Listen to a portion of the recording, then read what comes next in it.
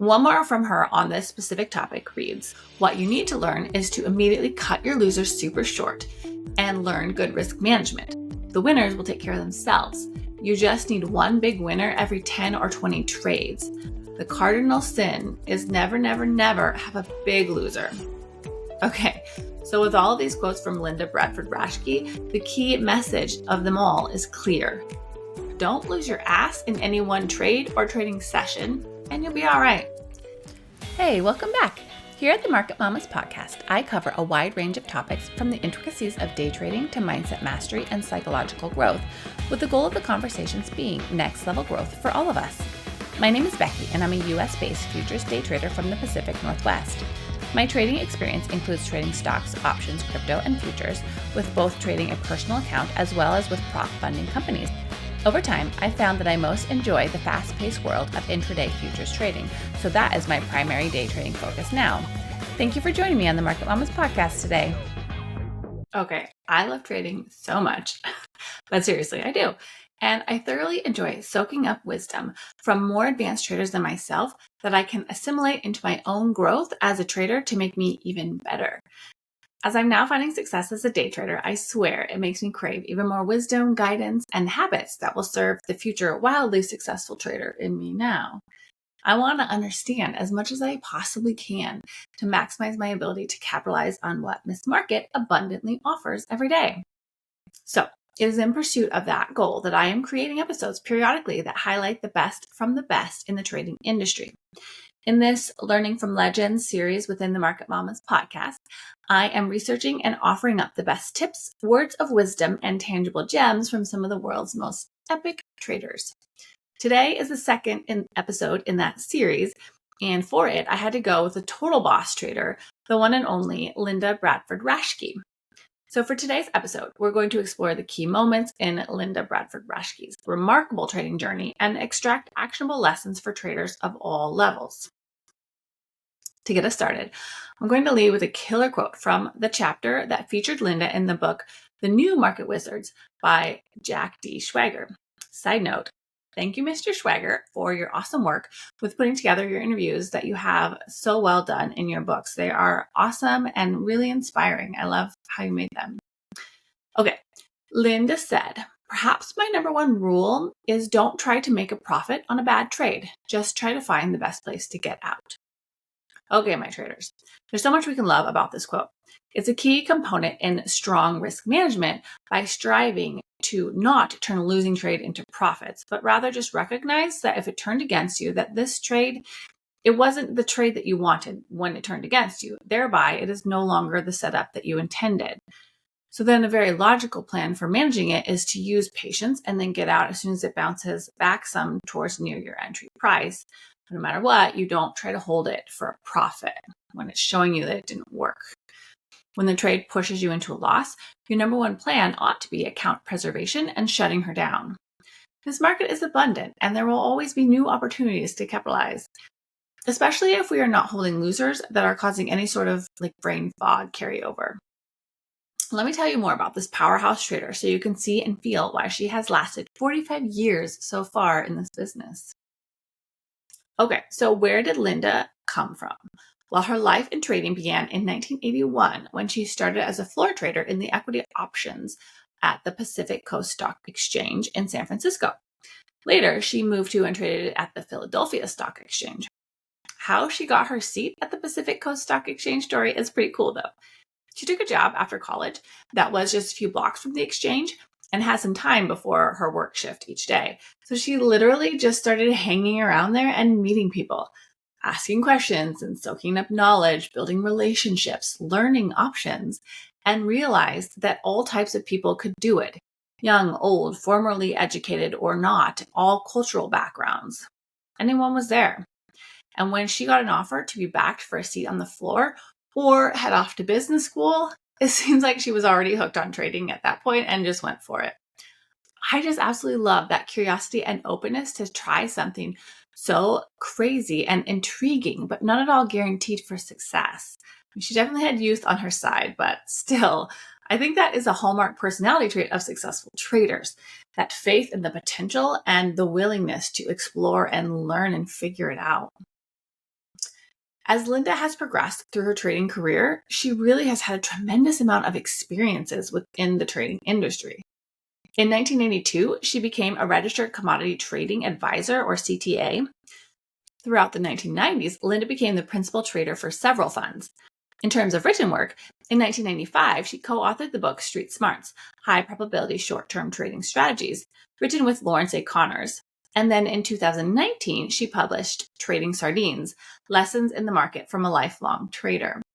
Mama has put in some work to share her amassed knowledge with the world. In 2002, Linda started her own hedge fund, serving as the commodity pool operator, CPO, which that hedge fund was later ranked among the top performers against thousands of other firms. From my research, as of 2015, Linda retired as a CPO and CTA, but does continue to trade daily for her own account. I mean, what a several decades long period of extensive experience and success. These are some powerful potential goals for all of us up and growing traders, for sure, if that's the way we want to go with it. So then, please take a walk with me through some of her most interesting tidbits of knowledge that I rounded up and really find such value in. After all, that's the goal of this Market Mamas podcast, to cover topics of value that will help each of us expand our own life and careers also. And to that point, please take a quick moment and hit the like and subscribe button for me. It really helps me know what people are into and will help me bring these great legends to you all in future episodes. Okay, so Linda Bradford Raschke. As an early trader on the options exchange floor, it seems like that taught Linda so many powerful, influential early lessons. Reportedly, she took her largest loss in her young career at just age 22, during which she lost $80K in an options trade overnight that was immediately in a major hole for her. So then how did she manage that, right? In a quote from the New Market Wizards book, again, in response to that loss, Linda said, "It wasn't so bad emotionally because I had seen other traders around me lose much greater amounts in sudden takeover situations. They were able to survive after taking hits of several $1,000,000. In comparison, my situation didn't seem that extreme. Also, I felt that in any business where you could lose money that quickly, you had to be able to make it back." Such maturity, patience, and faith so early on seems like a freaking superpower energy. It's a good vibe. She didn't quit, right? Furthermore, she then said, "Overcoming that experience gave me the confidence that I could overcome anything that might happen in the future." This view makes a lot of sense to me at this point in my career. I have made money, and I have blown a whole batches of accounts and felt pretty crappy about it, honestly. But with time, hindsight, and getting back into my groove with good trading, I too have felt that I can and have overcome a lot. I can overcome these losses. I have. So as long as I have risk management rules that I understand and respect diligently, then even a hard loss is just a temporary setback, since I have built an edge and a process as the day trader that I am, which is honestly just so freaking cool. Such a great world to be in. Okay. In 1986, Linda had to move off the floor to a home office to trade after a significant injury from a horse riding accident. But did that major transition in environment and trading style and vantage point derail her at all? Because I think it would for a lot of people, right? It's a big change. From what I've read, she just kept right on thriving as a trader in her office. We have talked a lot before on Market Mamas about the power of adaptability as a trader, and this transition for her is a killer example of a trader choosing to embrace change for its fresh possibilities and holding steady with the skill and edge that she had amassed at that point through that transition. I mean, after all, right? Trading from a home office in the 1980s was quite a very different situation than it is today. I mean, goodness, we really have it so freaking easy comparatively. I can't even imagine. It is impressive for a trader as young as she was to recognize that adaptability and evolving with the markets and your own personal condition, that is really crucial for long-term success and really probably helped strengthen her for perseverance in this game. In terms of Linda's well-known trading strategies and principles, she was predominantly a day trader and short-term swing trader from what I have read again, which is like me, so no wonder I love her vibe and career. She was quoted saying, "I believe that only short-term price swings can be predicted with any precision. The accuracy of a prediction drops off dramatically the more distant the forecast time. I'm a strong believer in chaos theory." Not all legendary traders I have studied are believers in chaos theory. There's some variability with that. But when you hear her explain why in the New Market Wizards book, I'm definitely kind of more on her side of things.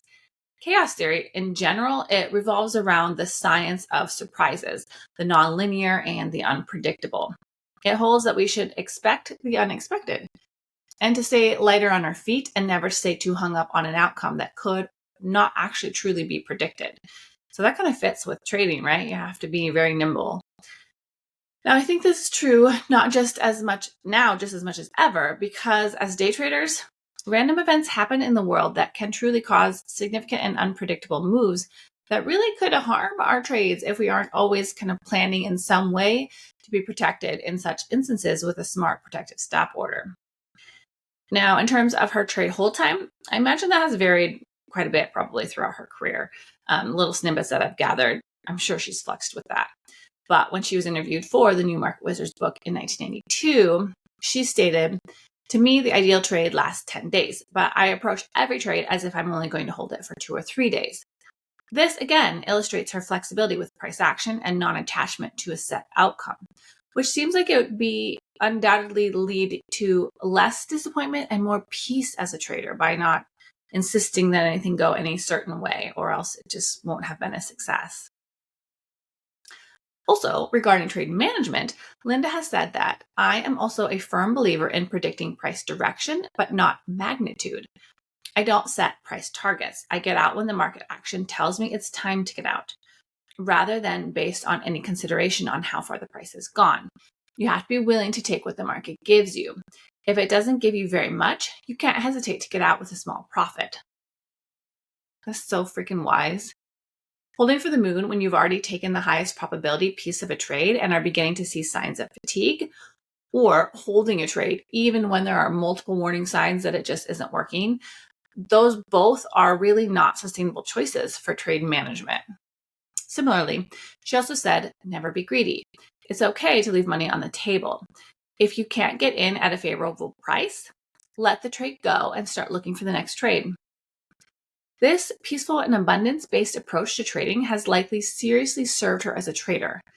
I know shifting to a similar outlook has been really great for me as a day trader, embracing the fact that I don't need to take every trade or every swing of the market. Rather, trade when I have time in my life to fully focus on the charts and the setup most clearly speaks to me. It's the perfect storm for my trading. This is a recipe for profitability from my experience as well. Kind of let it set up for you. Okay, let's talk about her overall view of how successful traders operate in their trading businesses for a few minutes. The following are a few quotes from Linda that really outline her advice so well. Here we go. "The good traders are the ones who can hold their ground the majority of the month and participate in that small handful of trades that are windfalls. The real skill is not losing money." Next quote reads, "The most important achievement you make as a trader is not to lose your account, not making profits. If you can be a break-even trader using that as your prime target, then it means you can recover any loss you'll inevitably sustain in your trading career.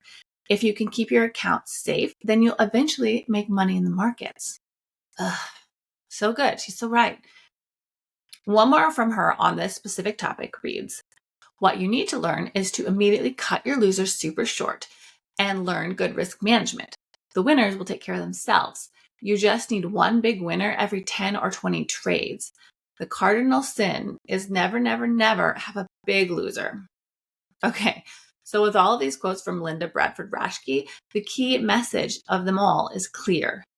Don't lose your ass in any one trade or trading session, and you'll be all right. And if that isn't the complete truth, in fact, I'm recording this episode on Saturday, May 17th. And for my previous week's trading outcomes, let me break it down really quick. I had a max loss day on Monday. Start of the day, start of the week, I took 4 trades in the morning. I lost every one of them, and they were each a loss for a smaller stop out, but when they combined, it triggered my daily loss limit in every account. And I was trade copying as usual, and so they all my accounts just had to sit all day deeply in red. It was frustrating, and it made me honestly kind of nervous, which I did not love. I had been on a winning streak.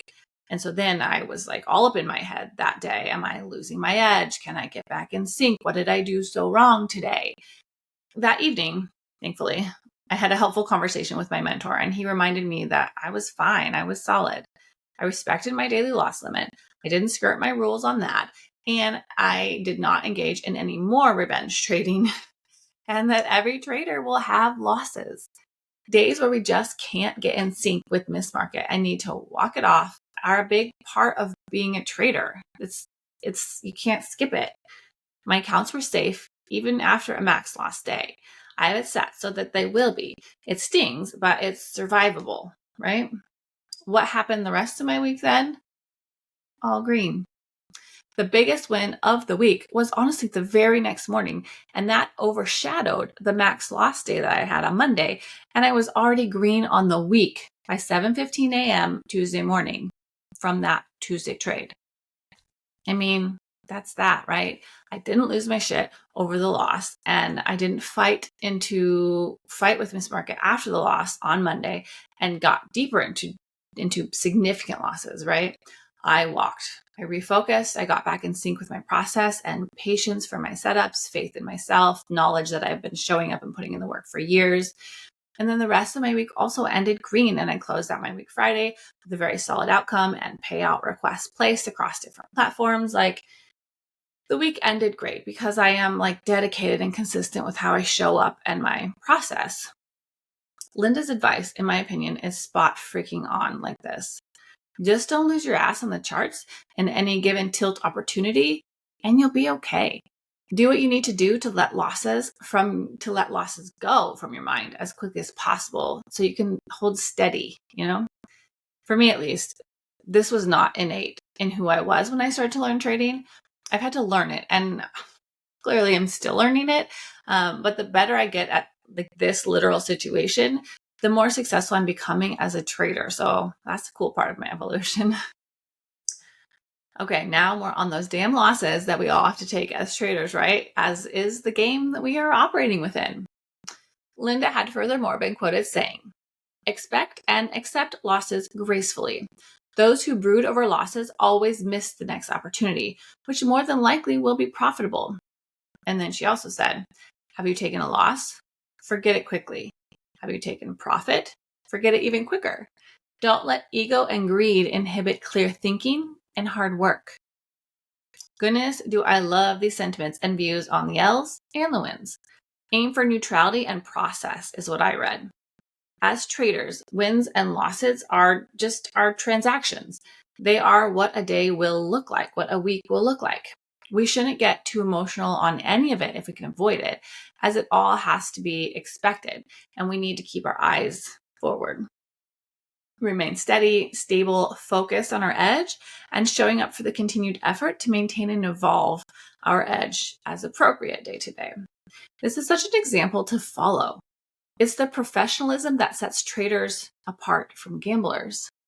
And to me, this is such a major part of not giving in to any potential emotional waterfalls that could knock you out of business as usual mode. We got to do anything that we can do to stay in this is how I run my business operationally and not emotionally. It's much more sustaining. Now, this next quote from Linda that I have to share was something that I have most definitely learned the hard way. She said, "Beware of large positions that can control your emotions. Don't be overly aggressive with the market. Treat it gently by allowing your equity to grow steadily rather than in bursts." Goodness, if I am not so much better at this now than I was in my first couple of years as a trader. And honestly, with my incorporation of prop firms into my funding system as well has helped with that. It's twofold for me.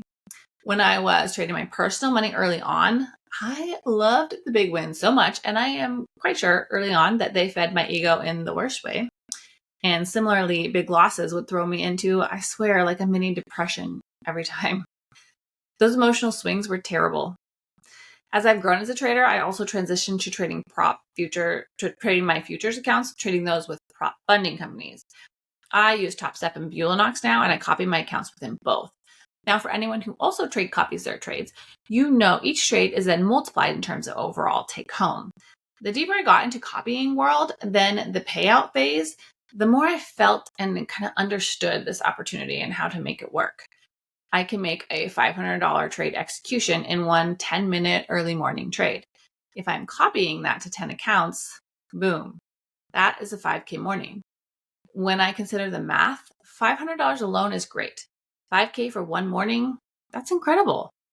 It has seriously helped me normalize that my process and edge help me see one or two really great opportunities in the first hour of New York trading session. That's what I got to go for. With a reasonable position size that is required to keep the risk lower, if I can daily just aim to swing at my best pitch with an appropriate leverage and risk management, and my copier turned on, there's no freaking ceiling on how this will add up over time. I don't need to strive for massive home runs. Steady and smart can and is leading me to major life-changing results. And it's just such a beautiful thing. Anyways, there's a couple quotes she had that kind of revolved around that. And I was like, oh, I think I'm doing it right. Sorry, I digressed a bit here. Okay. These next two quotes have seriously and forever endeared me to Linda Bradford Raschke. First, she said, "You must believe in yourself and your judgment if you expect to make a living at this game." One trait that organically seems to be woven through all of the content that I have read and heard about and from her is really a steady confidence in herself and a strong self-awareness. She believes in her ability to succeed and the work that she's going to put in. I do think that this is absolutely a key personality trait and kind of life approach that takes a trader from struggling to legendary. If it isn't innate in us, as it wasn't all that much for me, I do think that we can purposefully cultivate increased confidence and personal faith with just showing up and putting in the work to learn and grow and become what we need to become to have the success we're striving for. The results follow the work. Confidence can be shored up slowly over time by showing up for ourselves in multiple ways and surrounding ourselves with people that feed that growth and abundant energy of it all and within us. At least this is how I'm working through all of it as I evolve into a steady, consistently profitable trader myself. Okay, one more quote along these lines from Linda reads, "A loss never bothers me after I take it. I forget it overnight, but being wrong and not taking the loss, that is what does the damage to the pocketbook and the soul." This is a hard lesson that I think every trader will experience. I don't know a single trader who hasn't felt this exact lesson in their gut and their soul. I say, let it hurt. Let that terrible pain of regret from that poor trading choice change you. If we can't experience these crushing hits and change as a result, then to be honest, we might as well quit right now. Sometimes it takes more than one terrible loss that we know we should have managed way the heck tighter in hindsight. For me, I have definitely experienced more than one of these situations. I've had very painful, vivid memories of significant losses that I am really not proud of and probably shared with very few people. I am actively choosing to remember those lessons from those poor choices and use them as fuel to be a changed trader, to recognize I never want to do that again if I can do my best to contain it, right? Because the rewards of this business are too great to keep falling back to dangerous habits. So I want to really remain cognizant of that risk and what I have done, what the potential is for letting the guard down there, and just try to not do it again to the best of my ability, right? Damn, this episode is about the life and lessons of the legendary trader, Linda Bradford Raschke, but it has me all in my own journey. Sorry. She's just so freaking relevant, I think. Okay, let me dial back in for just a bit more that you need to hear about her, okay? Some of you may know, but Linda is also a skilled musician. She has said that her musical background helped her with pattern recognition and that her discipline and concentration skills certainly crossed over on both of these pursuits, which makes so much sense. She said, I really value the fact that I have learned to trade as a craft. Like any craft, such as piano playing, perfection may be elusive. I'll never play a piece perfectly, and I'll never buy the low and sell the high. But consistency is achievable if you practice day in and day out. Such wise words. We have to show up, right? And remain forever learners to really get to be so good. The generational wealth that trading can provide, it will not come easily. That's just a reality. But with grit, determination, hard work, and consistency every day, every morning, every weekend when we study, every night when we consume something that helps make us stronger as a trader, we can become proficient and really improve our outcomes and make it change our lives. In sticking with her musical analogies, she also has said, in both music and trading, you do your best when you are relaxed. And in both, you have to go with the flow. Okay, I just love that. Mostly because I have experienced trading in a flow state, similar to a pianist or an athlete. Calm, patient, paying attention to my process, my timeframes, and the live data. Calm and intentional breathing and strong posture with an easy heart rate. Recognizing the information and assimilating that into my trading executions. When I am flowing with Miss Market, it can feel like the most beautiful dance. And I can be quite handsomely rewarded when I am not chasing or fighting the current, struggling for small points, but rather just taking her cues and flowing with the direction that it's moving and the logical potential moves, right? This is how I strive to always be as a trader for sure. It feels better. The outcomes are better. It's more organic and sustainable and amazing. Let it flow. Okay, so we don't hear about women traders quite near as often as men, really. It's improving over time, and as more women are getting into trading, which honestly there just wasn't as many women always. But I love the fact that there are more and more women stepping into this world every day. When author Jack D. Schwager asked Linda about women trading in the book The New Market Wizards back in 1992, she said then, in retrospect, I don't think that being a woman has ever really hindered me. In fact, if anything, sometimes it seemed that people made an extra effort to be helpful to me, perhaps because there are so few women traders. I can totally see that as being very true. The male to female ratio in trading is much less extreme now, which is awesome. For me, I have felt welcomed and supported just as much as any man that I have learned alongside with thus far. So that's been great. She went on to say, women also have intrinsic advantages over men as traders. For example, women are less likely to use trading as an ego trip.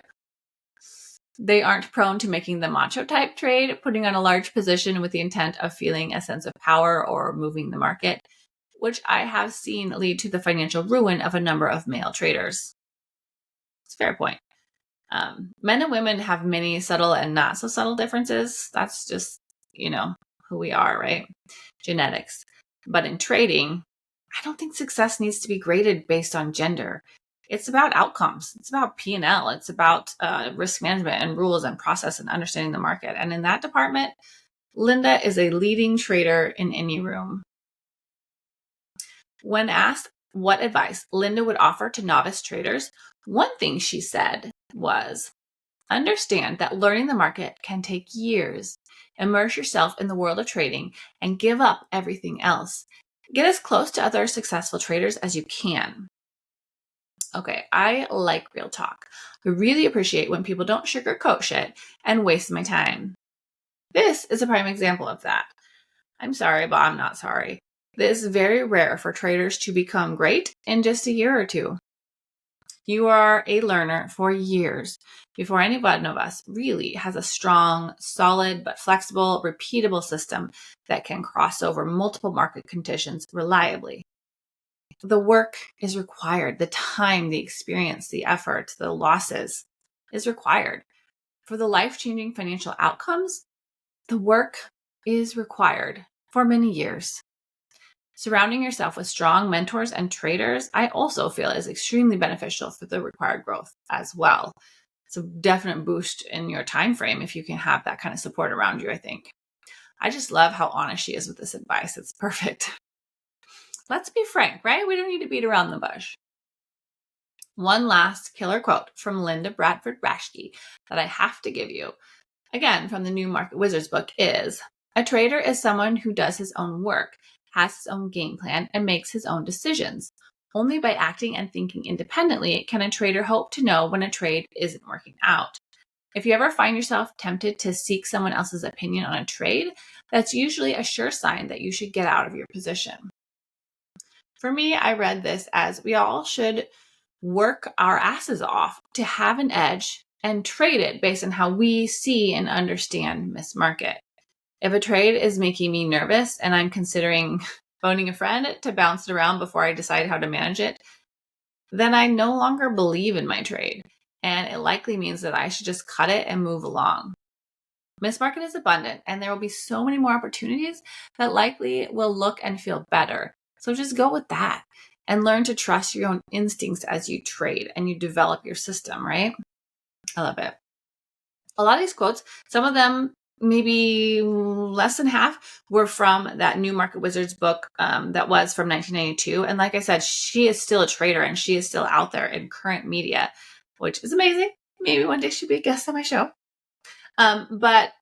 So the quotes span her career. And so some of them maybe was where she was at in the 1990s, and some of them are maybe where she's at in 2015. And so just kind of, I thought that was kind of a cool part of this, that I could find ways that she would speak about her trading career and growth and what is leading the way that she is running her trading business, and kind of put them all together in one little synopsis of what I have found from her, because I just really value experience and lessons that people have learned, because I think that people genuinely have spent effort figuring things out. And if we can slow down our own thoughts and hear what they have learned and figured out, it can help us. It can help us shorten that gap of the learning curve for where we want to go. So anyways, that's kind of how this episode came together.